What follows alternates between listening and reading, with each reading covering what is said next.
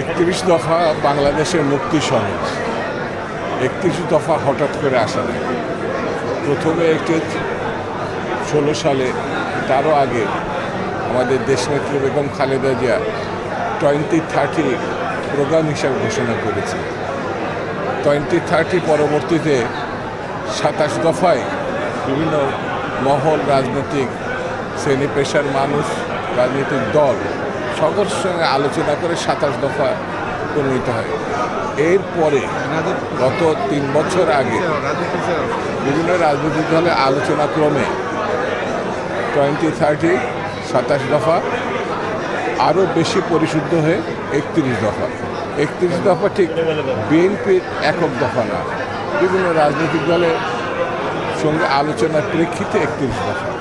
31 দফায় উল্লেখ করা হয়েছে যে আরও যদি কোনো নতুন প্রসঙ্গ আসে সেটা সংযোজিত হবে। আমাদের যেমন তারেক রহমান সাহেব এটা ব্যাখ্যা করে বলেছে।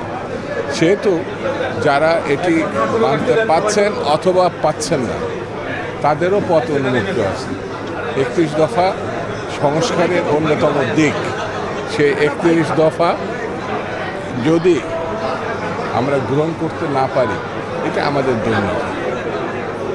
সেই জন্য আমার কাছে মনে হয় বিএনপি কী করবে ক্ষমতায় গেলে, বিএনপি কী চায় ভবিষ্যতে বাংলাদেশের প্রেক্ষাপটে, অর্থনীতির ক্ষেত্রে, শ্রমিক, কৃষক, মেহনতি মানুষের জন্য, সেই প্রসঙ্গটি 31 দফায় একেবারে বিস্তারিতভাবে উল্লেখ আছে। সেই কারণে আমার কাছে মনে হয় 31 দফা নিয়ে যদি কারোর ভিন্নমত থাকে, যেমন মার্ক্সবাদ আছে, লেনিনবাদ আছে, ধর্মের বিষয়ক রাজনীতি যারা করেন তাদের কুরআন সুন্নাহ আছে, এটা থাকতেই পারে যা যে রাজনীতি। কিন্তু সংস্কারের প্রশ্নে বাংলাদেশকে এগিয়ে নেওয়ার জন্য 31 দফার কোনো বিকল্প নেই। আচ্ছা, আপনারা যে 31 ডিসেম্বরের মধ্যে ইলেকশন চাচ্ছেন, সরকার চাচ্ছে যে জুনের মধ্যে, এটা আমরা চাচ্ছি না, এটা ডক্টর মোহাম্মদ ইউনূসের ঘোষণা। ডক্টর ইউনূস অতি সম্প্রতি ডিসেম্বরে ইলেকশন করবেন বলেছিলেন উনি অন স্ক্রিন।